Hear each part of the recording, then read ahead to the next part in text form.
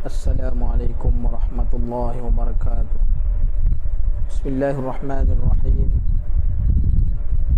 Alhamdulillahi rabbil alamin wa bihi nasta'in.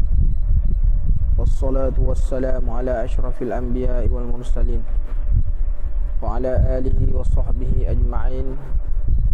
Rabbi syrah li sadri wa yassir li amri wahlul 'uqdatam min lisani yafqahu qawli. Rabbana iftah bainana wa baina qaumina bil haqq wa anta khairul fatihin. Wa la hawla wa la quwwata illa billahil aliyyil azim. Allahumma la sahla illa ma ja'altahu sahla wa anta taj'alul hazna idza syi'ta sahla. Subhanaka la ilma lana illa ma 'allamtana innaka antal alimul hakim. Wa la hawla wa la quwwata illa billahil aliyyil azim. Amma ba'd. Alhamdulillah, kita bersyukur kepada Allah Subhanahu wa taala. Dengan rahmat dan limpah kurnianya kita bertemu lagi dalam majlis yang diberkati oleh Allah Subhanahu wa taala. Mudah-mudahan Allah Subhanahu wa taala menjadikan perhimpunan kita mendapat rahmat dan mendapat keberkatan daripada Allah Subhanahu wa taala, insya-Allah. Tuan-tuan muslimin dan muslimat yang dirahmati Allah, kita masih lagi membicarakan tentang adab-adab bagi seorang imam dan makmum. Pada pertemuan yang telah lalu kita membicarakan tentang mengingatkan makmum supaya membetulkan shaf. Seorang imam disunatkan supaya mengingatkan makmum untuk para jamaah untuk membetulkan shaf dengan ucapan-ucapan yang telah diajar oleh baginda Rasulullah sallallahu alaihi wasallam, seperti mana dia menyebut istau rahimakumullah ataupun menyebut sawu sufufakum fa inna taswiyatas saffi min tamamis shalah, ataupun menyebut istau wa'dilu sufufakum, ataupun dengan lafaz-lafaz yang sebagainya. Dan kita melihat bahawa segala ucapan yang disebut itu dia ada panduan, dia ada hadis-hadis yang telah disebutkan oleh baginda Rasulullah sallallahu alaihi wasallam. Hari ini kita menyambung lagi tentang bicara hadis yang menyebutkan datangnya kalam ataupun perkataan yang disebutkan. Kita berada pada muka surat 118 pada hadis yang kedua. An Anas bin Malik radhiyallahu anhu qala Rasulullah sallallahu alaihi wasallam sawu sufufakum fa inna taswiyatas saffi min tamamis shalah. Itu hadis yang menunjukkan bahawa Rasulullah sallallahu alaihi wasallam bila nak mendirikan solat, Rasulullah sallallahu alaihi wasallam menyebut sawu sufufakum. Maka ada sumbernya daripada Anas bin Malik radhiyallahu anhu bahawa Rasulullah sallallahu alaihi wasallam bersabda, samakanlah saf-saf solat kamu, sesungguhnya meluruskan saf itu sebahagian daripada kesempurnaan solat. Jadi maknanya kalau kita dengar imam-imam, sama ada dia tu boleh berbahasa Arab ke atau tidak, maknanya kalau dia mengucapkan perkataan yang demikian, sebenarnya perkataan tu dia ada sumber dia. Sumbernya daripada hadis Rasulullah sallallahu alaihi wasallam, ataupun dia menyebut di dalam terjemahan, tidak di dalam bahasa Arab tetapi disebut dalam terjemahan. Luruskan shaf, tak? Samakan shaf. Maknanya sama juga dengan perkataan maknanya sawu sufufakum. Cuma diterjemah di dalam bahasa di bahasa di mana dia berada. Tapi kehendak asalnya ialah tuntutan, maknanya sawu sufufakum ini ialah sama seperti mana yang diucap oleh baginda Rasulullah sallallahu alaihi wasallam. Jadi tidaklah menjadi salah kepada kita bagi orang yang tak boleh nak berbahasa Arab, kalau sekiranya dia memerintahkan akan jemaah dia untuk mendirikan solat tu, perintah lurus shaf tu dalam bahasa Melayu, tak jadi salah sebenarnya. Mungkin itu lebih baik. Kerana apa? Sesuai dengan zuruf ataupun bi'ah tempat dia. Maksudnya apa? Maknanya tempat dia ni orang yang tak faham bahasa Arab. Kalau cakap Arab pun tak apa nak faham. yang dia cakap Arab pun dia pun tak faham juga. Dia ikut orang cakap. Jadi ada lebih baik maknanya kalau sekiranya dia menggunakan bahasa Melayu. Bahasa Melayu ataupun mana bahasa tempat dia berada. Itu lebih praktikal. Dan mungkin maknanya lebih baik. Kenapa? Lebih menyampaikan kepada maknanya hajat ataupun kehendak orang. Memenuhi kepahaman orang tu. Itu lebih baik. Jadi maknanya bukan kita menolak bahawa mengucapkan bahasa Arab itu yang baik kan. Tapi maknanya kalau sekiranya dengan perkataan itu tak beri faham, maka berilah maknanya arahan itu dengan bahasa yang boleh dipahami oleh orang. Itu sebabnya ketika mana membaca khutbah. Kalau kita pergi ke negara China contohnya, mereka ni bermazhab Hanafi. Mazhab Hanafi, dia bahasa Arab, dia khutbah dia dalam bahasa Arab. Yang dengar tu orang Cina. Bukan semua orang Cina tahu bahasa Arab.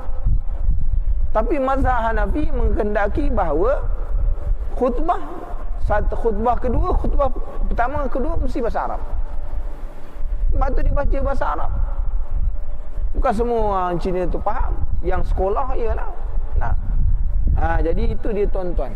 Tetapi perlu diingat bahawa di dalam mazhab Hanafi, sebelum daripada khutbah, dia ada tazkirah. Tazkirah dalam bahasa Cina. Kenapa? Dia mengambil. Kerana itu peringatan. Seperti mana yang datang dalam mazhab. Jadi mereka berbeza tak? Mana orang boleh mengambil ibrah sebelum daripada khutbah tu orang dah ambil ibrah dah. Apa khutbah yang nak dibaca.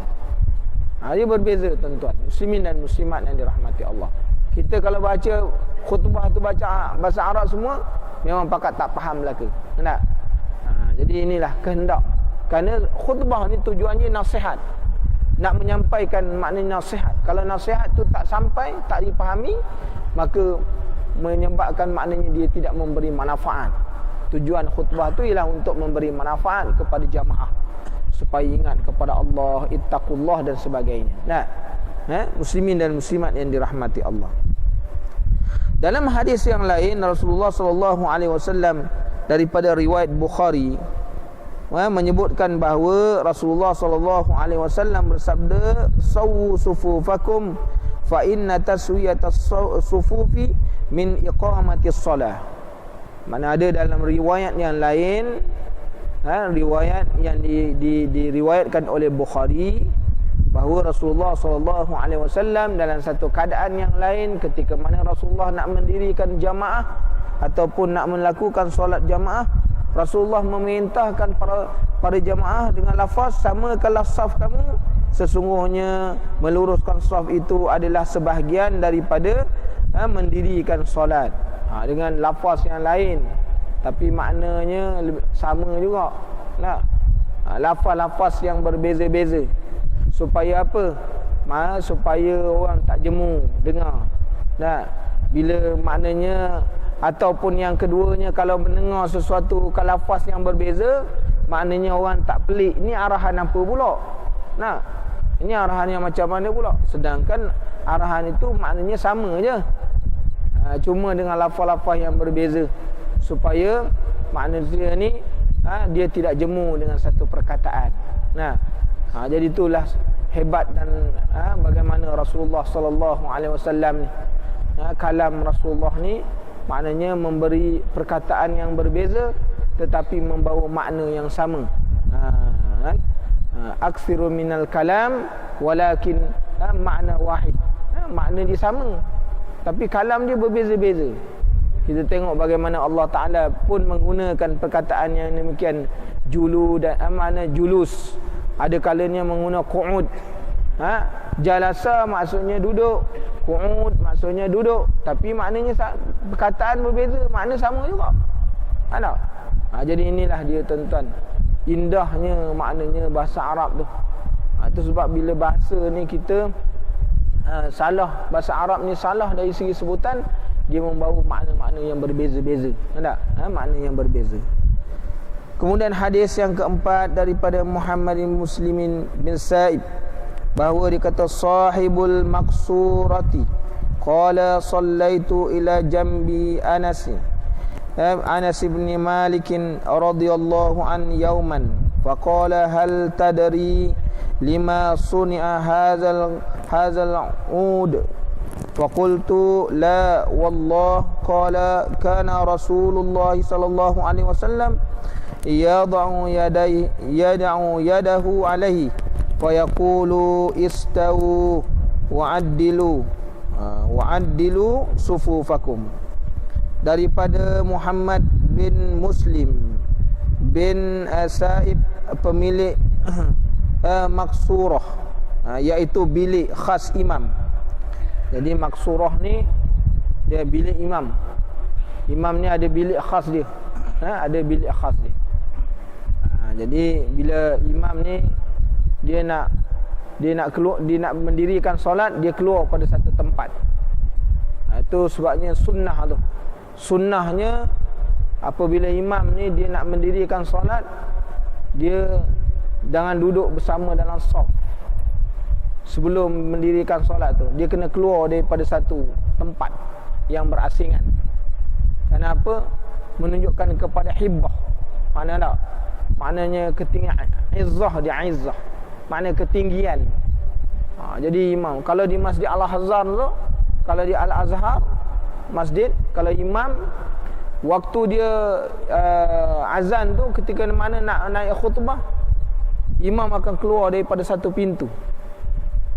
Pintu tu khas untuk dia. Dan bila dia keluar tu, nampak dia punya hebah dia tu nampak. Haibat dia tu nampak. Kita tengok dengan serbannya, dengan jubahnya, Allah, Masya Allah, hebat.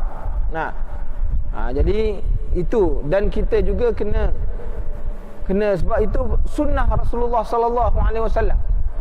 Sebab Rasulullah sallallahu alaihi wasallam bila nak mendirikan solat, dia keluar daripada rumah dia. Jadi dengan sebab itulah ketika mana seorang imam tu dia nak jadi imam, dia keluar daripada bilik. Kerana mengambil perbuatan dan meniru perbuatan Rasulullah sallallahu alaihi wasallam sebagai satu sunnah, sebagai satu sunnah. Jadi kalau sekiranya imam ni dia sama-sama dengan makmum, dia kalau maknanya dapat cacat celah tu. Kalau dia datang duduk sama-sama, dan dia bersembang pula, sebelum azan sembang dulu, cerita dulu, kan?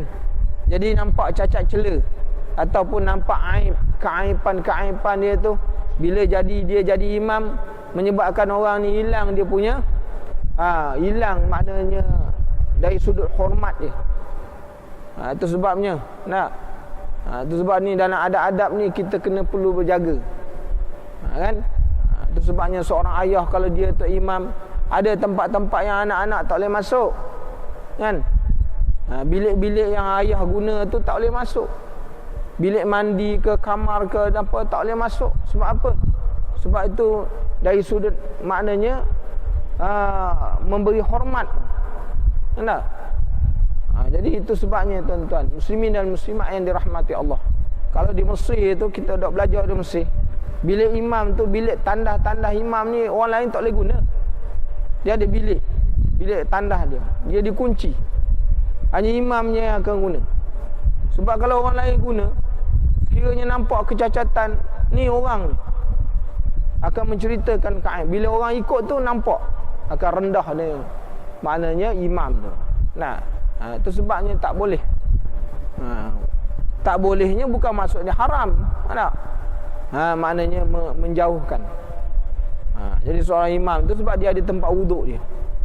Dia kalau bercampur dengan orang lain ketika mana dia ambil wuduk tu, mana kalau sekiranya imam ni dapat kesilapan dia, dilihat oleh orang, jadi orang yang nak ikut pun kurang rasa.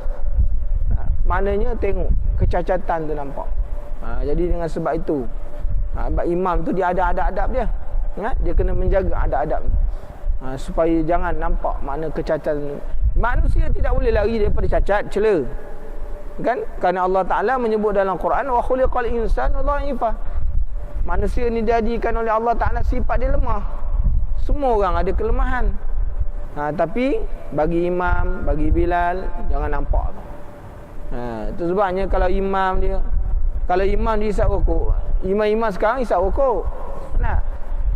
Jadi bila dia isap rokok, jangan share dengan makmum. Jangan share dengan makmum. Ini dia pula jadi supplier pula. Jadi tak boleh hari tu. Nak rokok. Dia pula supplier. Pak Imam dia mancis, dia pula ukur mancis. Saya tak ikut, dah tak isap, dah tak saya rokok dah. Vape kan ni, vape. Berat Pak Imam gitu. Jadi maknanya kena jaga dia. Tata tu sila seorang imam tu kena jaga. Jadi dalam hadis ini Rasulullah SAW menyebutkan kepada kita bahawa yang mana hadis ini diriwayatkan oleh Muhammad bin Muslim As-Sa'ib. Satu hari dia ni semayang, dia semayang di sebelah Anas bin Malik pada satu hari.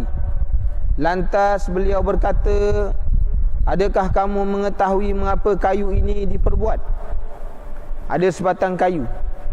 Ada sebatang kayu. Aku berkata tidak. Demi Allah, beliau berkata, Rasulullah SAW meletakkan tangan baginda di atas kayu ini dan bersabda, samakanlah, sama dan luruskanlah saf-saf kamu. Ini Rasulullah bawa sebatang kayu ya. Ada sebatang kayu Rasulullah guna, letakkan. Jadi kau tengok macam mana lurus ni. Lurus seperti mana kayu ni lurus. Supaya bila nak dirikan solat, lurus, sama lurus.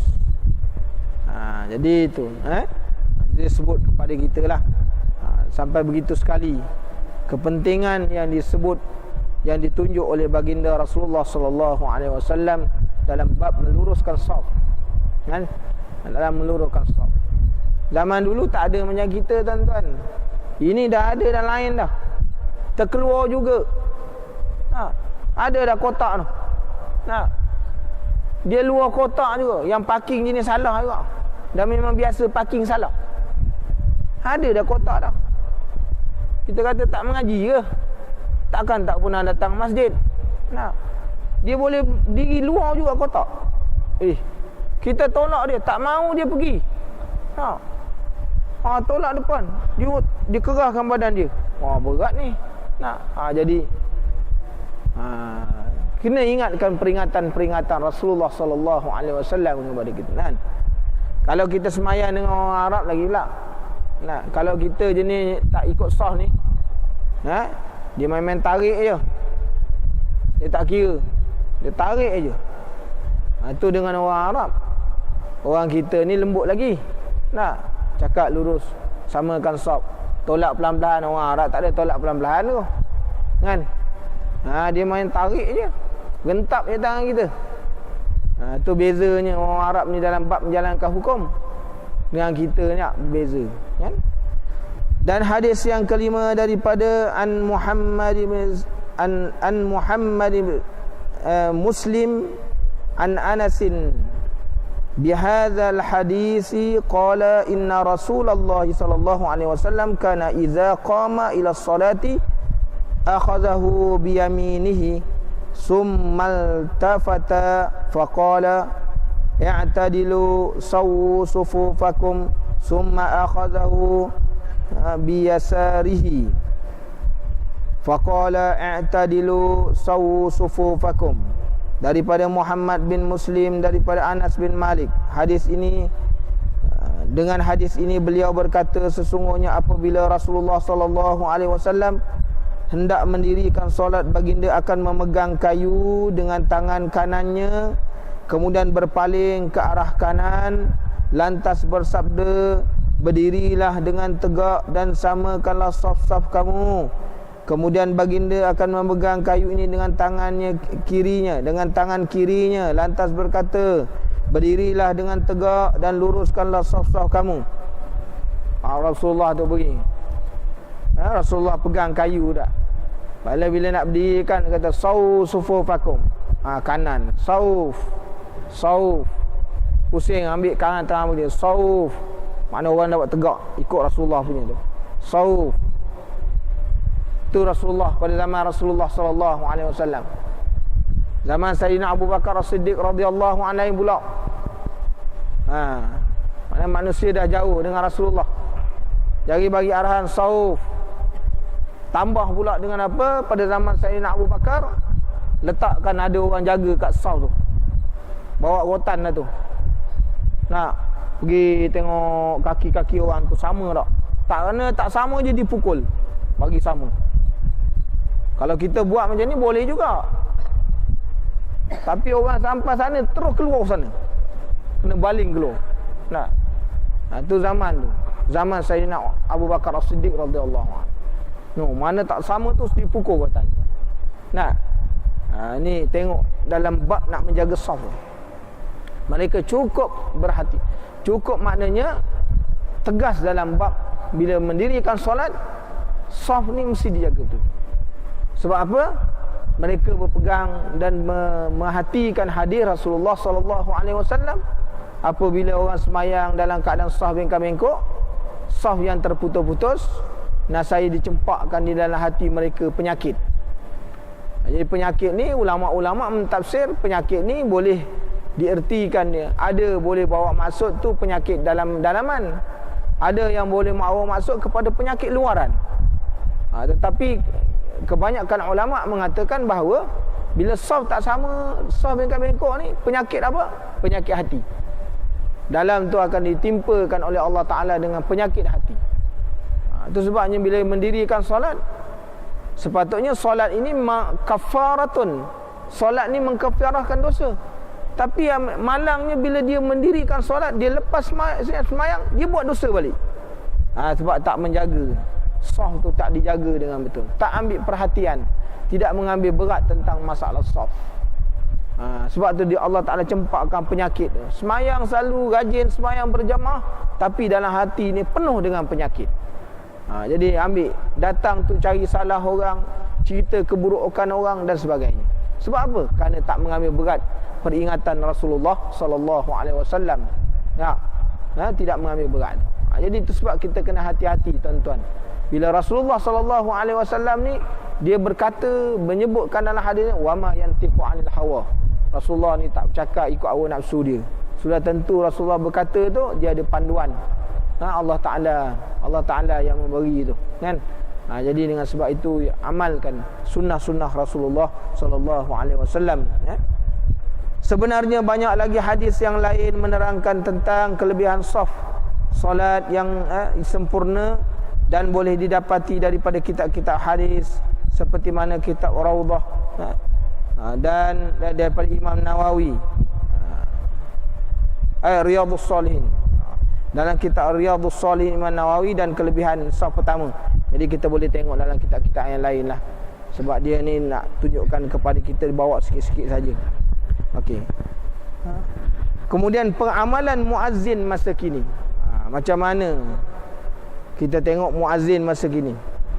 Orang jadi muazzin macam masa sekarang. Dia bagi satu soalan. Di masa ini kita selalu mendapati sebahagian muazzin ataupun bilal mengarahkan para jemaah membina saf sebelum dia melaungkan iqamah, iaitu dengan cara mengucapkan saf. Apakah sumber amalan ini? Tak, kita pergi mana-mana makmum pula bilal pula cakap saf, kan? Sedangkan memberi arahan ni, kalau kita baca daripada hadis-hadis yang tadi sebelum-sebelum ni, memberikan arahan supaya meluruskan saf ni ialah tugas imam. Ialah maknanya daripada kewajipan imam tu. Maknanya itu hak imam. Tiba-tiba bila semayang, Bilal ambil tanggungjawab imam tu. Kemudian imam akan mengulang sekali lagi. Ulang sekali lagi itu sebagai itu dia punya, dia pada hak dia. Jadi bagaimana tuan-tuan? Tengok dia punya ulasan dia. Pada pendapat saya, mana pendapat pengarang ni, yang menyusun kitab ni, amalan ini berpunca disebabkan terkesan dengan amalan penganut mazhab Hanafi melalui pergaulan dengan mereka. Jadi Hanafi gitu, kan? Hanafi. Okey. Hal ini kerana ada pandangan di dalam mazhab Hanafi sebagaimana yang diterangkan dalam kitab Radul Muhtar, atau dikenali dengan nama Hasyiah Ibnu Abidin, mengatakan bahawa imam dan makmum disunatkan bangun untuk membentuk saf-saf ketika mana muazzin menyebut hayya 'alal falah. Jadi tuan-tuan, kalau tuan-tuan pergi ke China, bila bila muazzin hayya 'alas salah aja, semua dah dalam saf dah. Hayya 'alas salah, maka imam pun akan takbir Allahu akbar. Pada waktu itu Bilal akan teruskan hayya 'alas salah, hayya 'alal falah, qad qamatis salatu, qad qamatis salah, Allahu akbar, la ilaha illallah. Imam dah angkat takbir dah. Itu mazhabnya. Ada. Dia berbeza. Maknanya bila kata muazzin kata saf, bila dia kata hayya 'alas salah tu orang dah memang dah berdiri di dalam saf dah. Bila muazzin berkata hayya 'alas salah, imam berkata Allahu akbar, terus angkat takbir dah. Itu beza tu. Kita mula-mula pergi tengok tu jadi terperanjat juga. Dia belum habis azan lagi, belum habis iqamah lagi, dia dah angkat takbir dah. Itu mazhab. Ya. Kita pergi ke China, kita tengok masuk tanda-tanda orang Arab, tanda-tanda dia tu, tanda di masjid tu, dia tak ada pintu. Pintu tak ada. Semua main pakai kain. Kita cuak nak buang air tu kan. Buat orang tengok. Semua dia punya kain tu diparas dada. Rupa-rupanya begitulah amalan dia dalam mazhab Hanafi. Kerana mereka berpegang kepada hadis ketika mana Rasulullah SAW ni qada hajat, maka diangkatkan kain tu separah daripada dada. Maknanya kalau duduk tak nampak. Pakat tak buang air, kita pergi sana tuan-tuan. Seriau lah. Dia boleh main selak gitu kan. Jadi tanda-tanda kalau kita pergi di China tu, di kalang masjid, yang masjid tua-tua dia semua tak ada berpintu. Semua memang pakai kain ni. Jadi amalan dia ikut, memang mereka pegang pada sungguh pada sunnah. Jadi gitulah. Dan bila dia ambil air semayang tu, memang dia ada tempat duduk-duduk. Dia guna cerik. Dia ikut dia. Kan? Dia ada tempat ambil wuduk. Itu berbeza tu. Sebab Rasulullah pernah menggunakan bekas untuk mengambil wuduk kan. Orang-orang yang makna berkhidmat dengan Rasulullah SAW menyediakan tempat bekas air semayang Rasulullah SAW. Kan? Seperti mana Sauban. Sauban ni kerja je apa?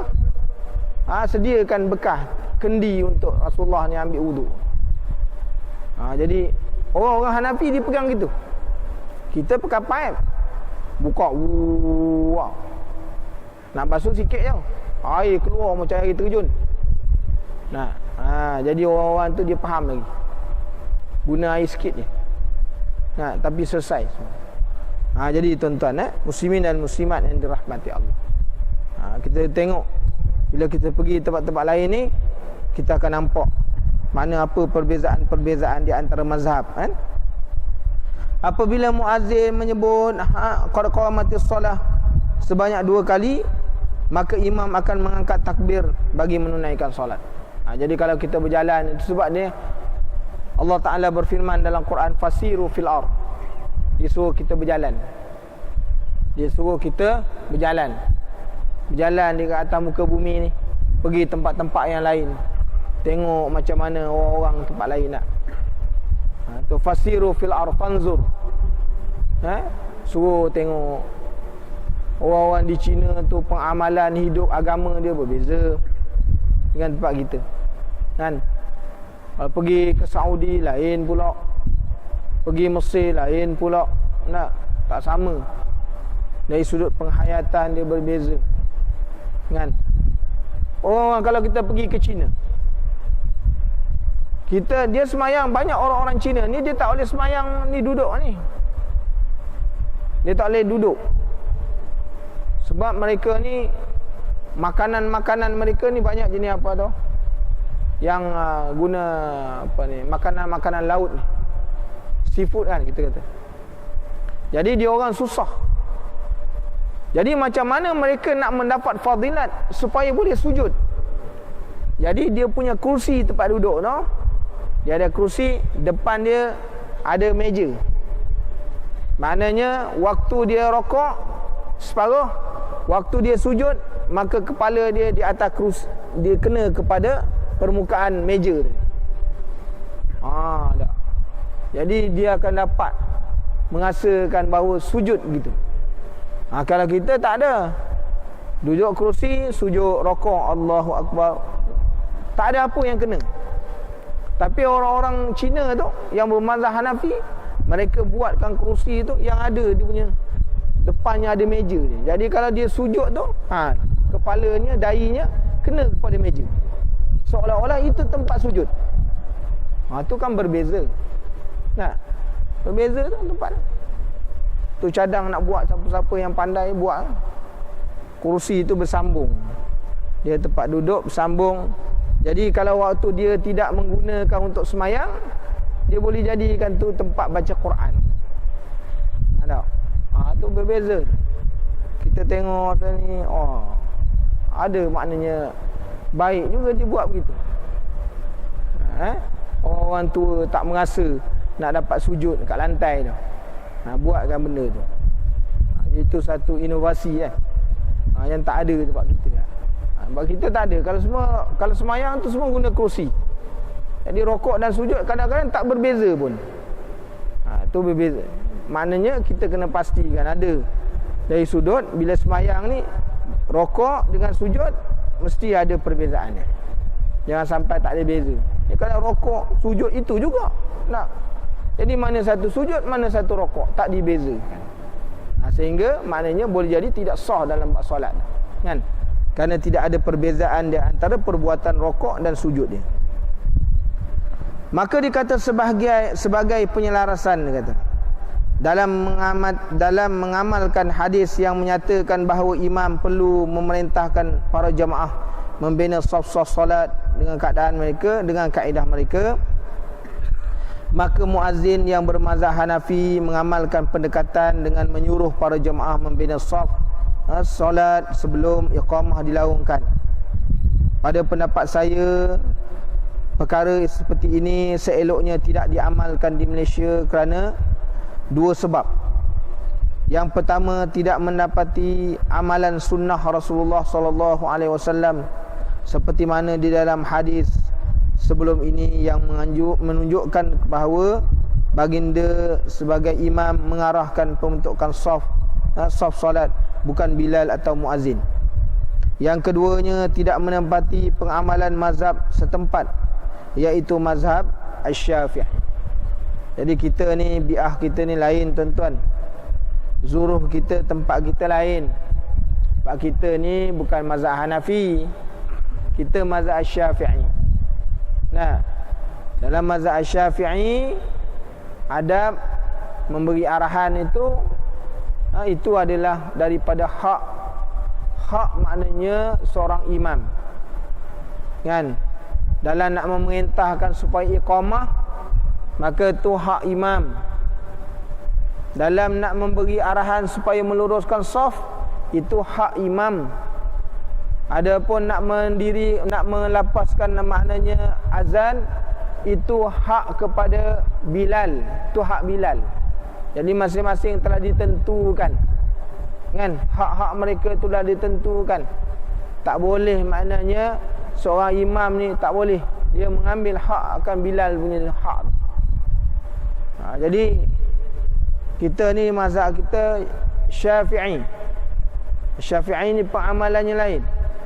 Dan kalau kita melihat hadis-hadis Rasulullah SAW menunjukkan kepada kita bahawa yang mengarahkan ataupun yang memberi arahan, memerintahkan untuk memberikan saf ini, meluruskan saf ini adalah sebahagian daripada hak seorang imam. Jadi dengan sebab itu kita janganlah buat. Janganlah buat. Kadang kita ni nasihat juga tak diirau katanya. Jadi tak irau tu yang payah. kita kata jangan, tak payah buat, kan? Itu tanggungjawab imam. Dia buat juga, kan? Jadi susah nak kata itu. Takkan kita nak bertengkar depan makmum pula. Nak. Okey, yang ke-9, menghadap setrah. Hukum maknanya bila kita nak semayang ni, dia ada sutrah dia. Mana ada dinding ke, sitar, maknanya dinding ke ataupun mihrab ke, bila kita nak semayang ni. Ini juga di antara perkara yang perlu diambil berat, supaya makmum bila kita semayang, makmum tidak akan lalu di depan orang semayang. Pun kita nak kena jaga-jaga. Terkadang-kadang dengan sebab kita tak tahu dari sudut hukum, bukan setakat kita berdosa, makmum berdosa, kita juga berdosa. Kerana apa? Kerana bila kita nak semayang ni, kita tak mengambil kira tempat kita tu. Kadang-kadang kita semayang tu tempat memang tempat laluan, kita semayang kat situ, sedangkan masjid tu seluas-luas tempat ada. Tempat yang orang nak lalu, kita pergi semayang. Itu makna kita yang menyebabkan orang lain berdosa, kan? Jadi ni diceritakan tentang bab sutrah ni, bahawa dikata disunatkan kepada orang yang menunaikan solat untuk menghadap sutrah seperti dinding, mihrab, tiang atau sesuatu yang berukuran tidak kurang daripada 2/3 hasta. 2/3 hasta. Jadi kalau kita semayang ni saf ni belakang imam ni sampai saf tempat makmum berdiri tu 3 hasta. Ni 1 hasta. Jadi 2/3. Jadi bila kita nak diri tu, di antara kita dengan satrah kita ni, dinding tu, maknanya jarak berukuran antara, iaitu 2/3 hasta. Manakala jarak di antara satrah dengan tumit tidak lebih daripada 3 hasta. Jadi saya berdiri dekat sini, dekat saf saya, dekat sejadah saya ni, di antara saf saya dengan saf makmum ni, yang pertama dia 3 hasta. Seorang imam dengan makmum, dia tidak boleh jarak lebih daripada 3 hasta. Maka di antara saf dengan saf, dia tidak boleh jarak melebihi 300 hasta.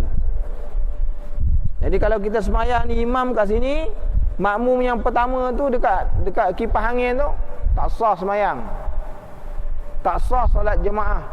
Kerana apa? Di antara imam dan makmum lebih daripada 3 hasta.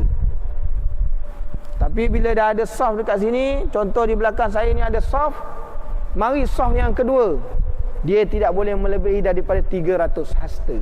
Itu mengikut maknanya mazhab Syafi'i. Ada mazhab Syafi'i. Maka hukum, kalau sekarang ni ada satu saf, sana belakang ada saf, 5, 6 saf ni baru ada saf yang lain, sah tak hukum? Di antara saf dengan saf, maka jarak jangan melebihi 300. Tapi kalau seorang imam dengan makmum, jangan melebihi daripada 3 hasta. Itu maksud dia.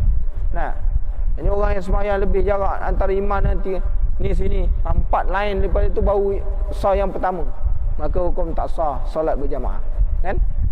Itu kena ambil kira lah, kan? Kena ambil kira. Jadi bila kita semayang tu kena pastikan. Jadi dengan sebab itu, bila kita nak semayang ni, di antara kita dengan satrah ni, maknanya jangan lebih daripada 2/3, 2/3 hasta. Kerana ini berpandu kepada hadis Rasulullah SAW an Musa bin Talhah an abihi qala Rasulullah SAW, idza wada'a ahadukum baina yadayhi misla mu'khirati ar-rahl falyusalli wala yubali man marra wara'a zalik. Bahawa dikata daripada Musa bin Talhah, daripada bapanya beliau berkata, Rasulullah SAW bersabda, jika salah seorang dalam kalangan kamu meletakkan sesuatu seperti mana pelana kuda, maka solatlah dan jangan menghiraukan sesiapa yang melintas di belakangnya. Jadi kalau kita nak semayang ni tuan-tuan, kita letakkan sesuatu. Contoh sekarang tak ada pelana, tak? Maka letakkan serban. Serban ni buka, letakkan depan kita sebagai satrah kita. Jadi itu dah sebagai dikira sebagai dinding. Jadi orang nak lalu depan tu tak kira apa dah. Maka hukumnya tak berdosa. Tak? Itu sebab nak pandai. Kalau semayang di padang pasir, pacakkan satu kayu depan dia. Tak? Ataupun buat garisan supaya jangan orang melepas, jangan lalu di dalam garisan tu. Dia di luar tu tak jadi apa. Jadi orang memandu kuda, menunggang kuda, letak pelana kuda tu di depan. Jadi orang lalu depan, orang lalu belakang tak jadi masalah. Itu sebab kalau kita semayang berjamaah ni, tempat-tempat yang kritikal macam tu, ambil apa-apa benda letak depan kita. Tak? Supaya orang jangan lalu masuk dalam satrah kita tu. Dia masuk lalu satrah kita tu, kita tahan. Tak? Itu sebab kalau kita tengok orang Arab tu, dia tahan tu. Tak? Dia tak mahu je, dia tahan, dia gempur juga buat tampau dia. Nah, sebab apa? Rasulullah kata, mana kau tahan ni kalau dilanggar juga, itu syaitan. Pukul. Sebab kalau kita tengok di negara-negara Arab tu, lalu dia tahan. Nak, dia gempur juga. Bam kena. Dalam sembahyang pun pukul. Tak, memang begitu tuan-tuan. Rasulullah suruh pukul. Nah. Jadi kita kena tengok dah. Orang Arab dia. Kita tak angkat dia corner tempat lain. Jadi dia tak apa nak faham lah. Yang angkat pun straight dia. Dia angkat ini, angkat. Tahan. Jadi maknanya itulah sepatutnya pengamalan bila kita mendirikan solat jemaah ni, bila semayang. Ala kulli halnya tuan-tuan, kalau kita masalah-masalah tak reti itu, bila lepas semayang ni sah depan ni kan kosong. Semayang di depan apa salahnya? Ya semayang kat tepi pintu dah. Dekat muka pintu, Allahu Akbar. Orang nak lalu kat situ tak boleh. Jadi jangan kita mendatangkan dosa kepada orang lain. Jadi mudah-mudahan dapat kepahaman kepada kita. InsyaAllah kita sambung lagi pada minggu yang akan datangnya, sekiranya diizinkan oleh Allah Subhanahu Wa Taala, insyaAllah. Bismillahirrahmanirrahim. Alhamdulillahirabbil alamin, wassalatu wassalamu ala asyrafil anbiya'i wal mursalin wa ala alihi wa sahbihi ajma'in. Allahumma zidna wa la tanqusna wa akrimna wa la tuhinna wa a'tina wa la tahrimna wa athirna wa la tu'asir alaina wardina wardu anna. Subhanakallahumma wa bihamdika asyhadu an la ilaha illa anta astaghfiruka wa atubu ilaik. Subhana rabbika rabbil izzati amma yasifun wa salamun alal mursalin walhamdulillahi rabbil alamin. Barakallahu fikum. Wassalamu alaikum warahmatullahi